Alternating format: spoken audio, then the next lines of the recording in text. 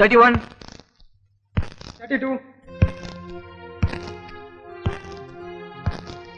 33. 34. What do you want? സാറേ ഞാൻ തന്നെയാണ് 34. So what? വാതിൽ വെളിയിൽ നിന്ന് കൂവയാണോ വേണ്ടത്? Get in. Silence!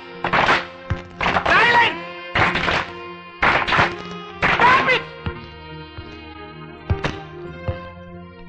Come on. Once again, I am starting from the basic economic systems. The economic system can be defined as some total of arrangements.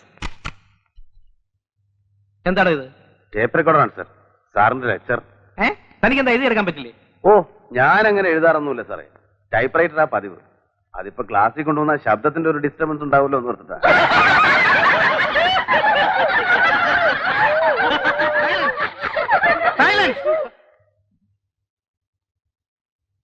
The economic systems can be defined as the sum total of the arrangements made for production and distribution of goods and services. You know, there are three: capitalism, socialism, and mixed economy. You know, America is a good example for capitalism, Russia for socialism, and our country is a mixed one. Sir, What? sir, I have a doubt. വെറുതെ ഷൈൻ ചെയ്യാൻ വേണ്ടി മണ്ടത്തരം എഴുന്നള്ളിക്കല്ലേ? എന്താ തന്റെ ഒരു doubt? സാറേ ഈ capitalism, socialism, mixed economy എന്നിങ്ങനെ തരംതിരിക്കുന്നുണ്ടല്ലോ. അതിന് ഉദാഹരണമായിട്ട് സാറ് പറഞ്ഞ 3 രാജ്യങ്ങളിലും ആ വ്യവസ്ഥകളുടെ അടിസ്ഥാന തത്വങ്ങൾ ലംഘിക്കപ്പെടുന്നില്ലേ? ഉദാഹരണത്തിന് അമേരിക്ക മുതലാളിത്ത രാജ്യമാണെന്ന് പറയുന്നു. പക്ഷെ അവിടെ ടാക്സേഷൻ ഇല്ലേ, ബഡ്ജറ്റിംഗ് ഇല്ലേ? അപ്പൊ വ്യക്തിഗതമായ ആദായത്തിന്റെ ഒരു വിഹിതം ഗവൺമെന്റ് പിടിച്ചു വാങ്ങുന്നുണ്ട്. What nonsense are you saying? You don't know the fundamentals of economics. I am talking about the baselessness of the fundamentals of economic science.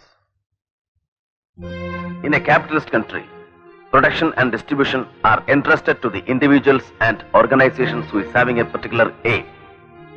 Through budgetary provisions and taxation policies, is not the government trying to interfere in the free play of the capitalistic forces? If so, do we have a real capitalism in those countries? Now let us take the case of Russia or any other socialist country. Such a situation envisages social control over production and distribution there. Don't the workers get bonus there? Has it not created 2 classes of laborers? Don't some of them enjoy luxuries like cars and houses? If so, what is meant by the term collective ownership? A mixed economy is expected to ensure the combination of the points of both. But what about post and telegraph, information and broadcasting and railways, which are completely under state control? In that case, this classification is meaningless. Thank you, thank you.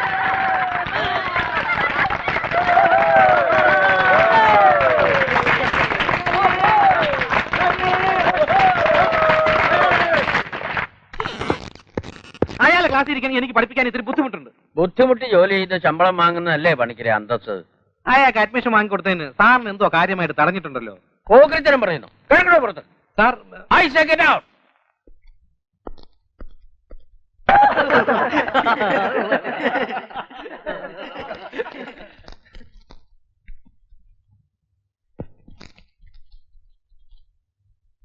Mridula miss, meet mister Johnny Walker. New admission ആണ്. Miss ശരിക്കും ചേട്ടാന്ന് വിളിക്കണം. Silence. In the last class, I told you about one Alfred Noyes, whose works are not mentioned in the major poetries. But one of his poems, The Highwayman, is a lovely romantic work about which we shall go through in this class. The wind was a torrent of darkness among the gusty trees. The moon was a ghostly gallon tossed upon cloudy seas.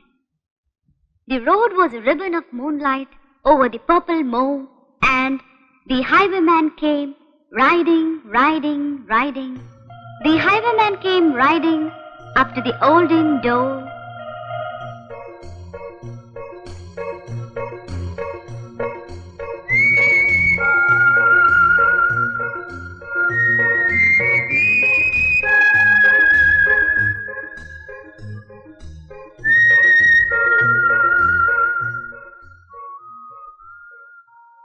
I'll come to thee by moonlight, thou hell should bar the way.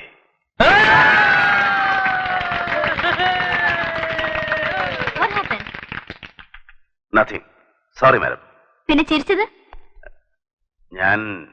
ഞാനത് മനസ്സിൽ കാണുകയായിരുന്നു ടീച്ചറെ. നിലാവിന്റെ ribbon പോലെയുള്ള നാട്ടുവഴിയിലൂടെ കുതിരപ്പുറത്ത് വരുന്ന ആ കൊള്ളക്കാരൻ. നിങ്ങളത് തമാശ കാണിക്കാണോ? പഠിക്കാനല്ലേ join ചെയ്തത്? ആർക്കും ഇതൊരു തമാശയായിട്ടേ തോന്നൂ, എനിക്കൊഴിച്ച്. പക്ഷെ ഞാൻ സീരിയസ് ആണ്. I am really serious. നമ്മൾ എങ്ങോട്ടാ ചായ? ഒന്ന് അടങ്ങടാവേ, എത്തുമ്പോ അറിയാലോ.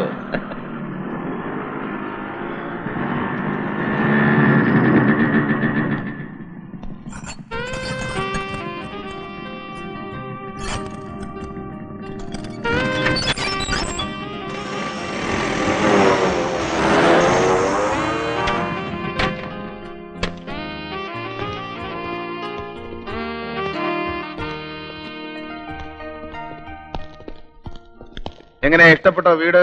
ഇഷ്ടപ്പെട്ടാൽ നമ്മൾ ഇന്ന് മുതൽ ഇങ്ങോട്ട് താമസം മാറ്റുന്നു.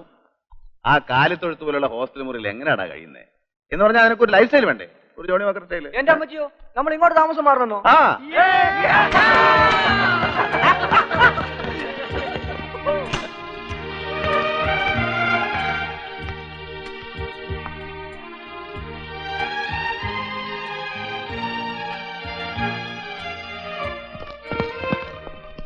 അതുകൊണ്ട് അടുത്ത വീട്ടിൽ ചില കളറൊക്കെ കാണുന്നുണ്ട്. സൂക്ഷിച്ചും കണ്ടുമൊക്കെ വേണം കേട്ടോ, ചളവാക്കരുത്. അച്ചായ അത് ടീച്ചറാ, മൃദുല ടീച്ചർ.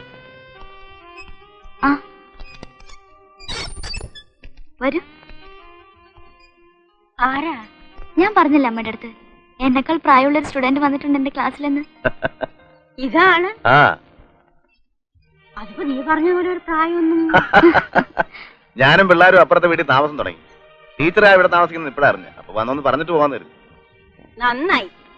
ഇവിടെ ഇവളും ഞാനും ഒരു പണിക്കാരിക്കുട്ടി മാത്രമേ ഉള്ളൂ. ഒന്ന് നിലവിളിച്ചാ കേൾക്കാൻ അടുത്ത ആളായല്ലോ. പുറത്തുനിന്ന് കാണുമ്പോഴുള്ള ത്രില്ല് കോളേജിൽ ജോയിൻ ചെയ്തപ്പോ ഉണ്ടോ? പിന്നെ ഇല്ലാതെ. നല്ല കോളേജാ. ഇവള് ഓരോ കഥകൾ പറഞ്ഞ് കേട്ടിട്ടുണ്ട്. ഇതുപോലെ പോക്കിരി പിള്ളേര് പഠിക്കാനല്ല ഒറ്റയാളൊന്നും വരുന്നത്. നമസ്കാരം. ആ, നമസ്കാരം. താനെന്താ ഇവിടെ? ജോണി അപ്പുറത്തെ വീട്ടിൽ താമസം തുടങ്ങി. ഞാൻ ട്രൈ ചെയ്തപ്പോ ആ വീട് വാടകയ്ക്ക് കൊടുക്കുന്നില്ലെന്നാണല്ലോ പറഞ്ഞത്.